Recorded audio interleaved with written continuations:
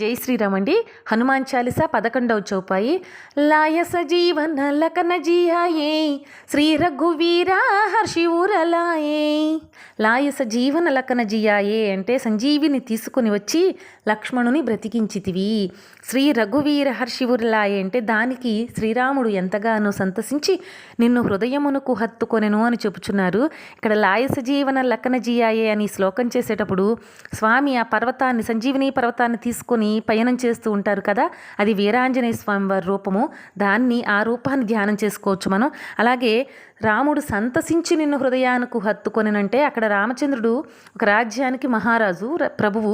అలాంటి ఆయన వానర రూపంలో ఉన్న హనుమని హృదయానికి హత్తుకున్నాడంటే అది సాక్షాత్తు భగవంతుడికి భక్తుని మీద ఉన్న ప్రేమే దానికి నిదర్శనం. రామచంద్రుడు సాక్షాత్తు భగవంతుడు కాబట్టి ఆయన అలా హృదయానికి హత్తుకున్నారు. హనుమకు ఆ భాగ్యం ఎలా దక్కింది అంటే ఆయన చేసే